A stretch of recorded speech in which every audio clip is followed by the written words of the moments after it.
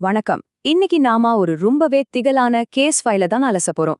இது வெறும் கதையா மட்டும் இல்லாம சாட்சிகள், சில ஆதாரங்கள், அப்புறம் பதில் இல்லாத பல கேள்விகள்னு ஒரு முழுமையான விசாரணையா இருக்க போகுது. வாங்க இந்த மர்மத்தோட முடிச்சா விடுக்கலாம். இந்த முழு கேஸுமே இந்த ஒரு வரியில இருந்து தான் ஆரம்பிச்சுது.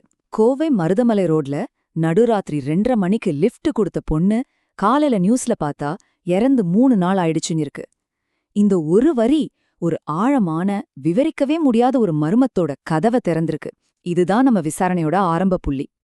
எந்த ஒரு இன்வெஸ்டிகேஷன்லயும் முதல் ஸ்டெப் என்னன்னா, நமக்கு தெரிஞ்ச உண்மைகளை முதல்ல வரிசைப்படுத்தணும்.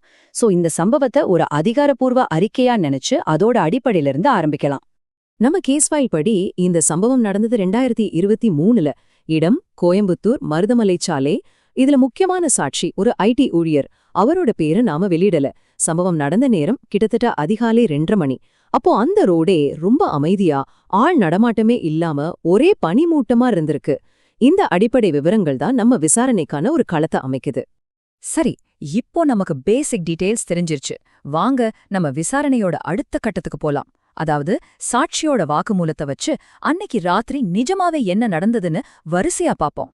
சோ அந்த சாட்சியோட வாக்குமூலப்படி அதிகாலை 2:30 மணிக்கு வேலை முடிச்சுட்டு தனியா வந்துட்டு இருக்காரு. அப்போ வெள்ளை சுடிதார் போட்ட ஒரு பொண்ணு லிஃப்ட் கேட்டிருக்காங்க. இங்க ஒரு முக்கியமான விஷயம் என்னன்னா, பின்னாடி உட்கார்ந்திருந்த அந்த பொண்ணோட முகம் ரியோவியூ மிரர்ல சரியாவே தெரியலையாம். அப்புறம் அந்த பொண்ணு இறங்க சொன்ன இடத்துல இறக்கி விட்டதும் அவங்க அப்படியே காத்துல கரைஞ்ச மாதிரி மாயமாயிட்டாங்க.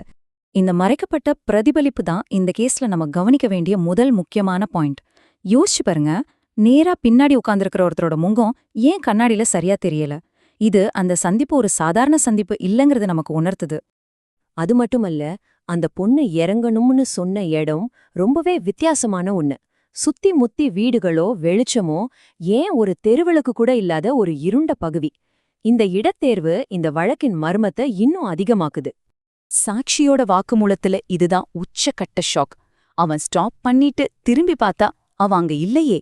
அந்த ஒரு நொடியில அவர் எவ்வளவு பயந்து போயிருப்பாருன்னு நம்மால கற்பனை பண்ணி பார்க்க முடியுதா?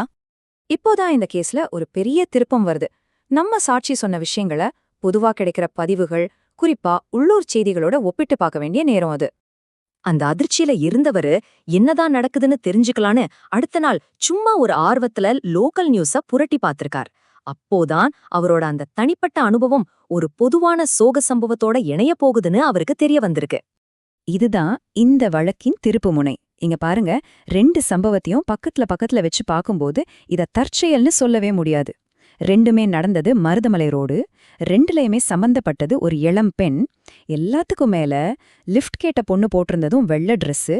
நியூஸ்ல வந்த விபத்துல இறந்த பொண்ணோட போட்டோல இருக்கிறதும் அதே வெள்ளை ட்ரெஸ்ஸு. இது எப்படி தற்செயல இருக்க முடியும்?